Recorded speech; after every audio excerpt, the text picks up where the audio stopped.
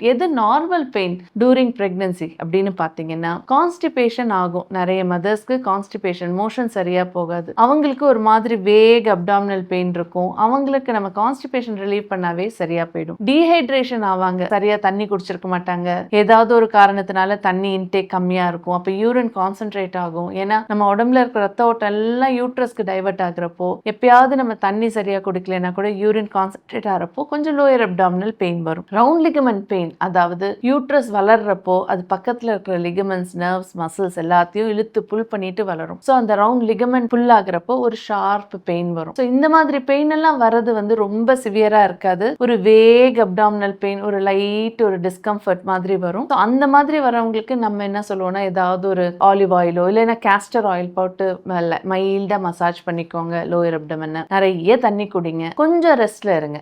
அந்த அந்த episode of pain வரப்போ நீங்க எந்த வேலை பண்ணிட்டு இருந்தாலும் நிறுத்திட்டு கொஞ்சம் ஒரு 5-10 மினிட்ஸ் ரெஸ்ட்ல இருங்கன்னு சொல்லுவோம். மோஸ்ட் ஆஃப் த டைம் இந்த ரெஸ்ட்ல இருக்கிறப்ப தண்ணி குடிக்க ஆரம்பிச்சிட்டாங்கன்னா, இல்ல இந்த மாதிரி விளக்கெண்ணெய் மாதிரி ஏதாவது போட்டாங்கன்னாவே most of the time pain சரியாயிடும். அதுக்கு மீறியும் உங்களுக்கு விட்டு விட்டு அப்பப்ப வலிச்சுக்கிட்டே இருக்குன்னா உங்க டாக்டரை போய் நீங்க பாத்துறது ரொம்ப நல்லது. ஸோ ரிமெம்பர், பிரெக்னன்சில அடிவயிறு வலி இல்ல அன்கம்ஃபர்டபிள் ஃபீலிங் வர்றது எல்லாருக்குமே காமன். ஒவ்வொரு ட்ரைமஸ்டர்ல அதுக்கு ஒரு ஒரு ரீசன் இருக்கலாம். ஃபர்ஸ்ட் ட்ரைமஸ்டர்ல ஒரு ரீசன், செகண்ட் ட்ரைமஸ்டர்ல ஒரு ரீசன், தேர்ட் ட்ரைமஸ்டர்ல ஒரு ரீசன். எந்த ஒரு பெயினுமே உங்க டாக்டருக்கு நீங்க நோட்டிஃபை பண்ணிடுங்க. மைல்டா இருக்கிற வரைக்கும் நீங்க ஹோம் ரெமெடி போட்டு அட்ஜஸ்ட் பண்ணி ட்ரை பண்ணி சர்வை பண்ண பாருங்க.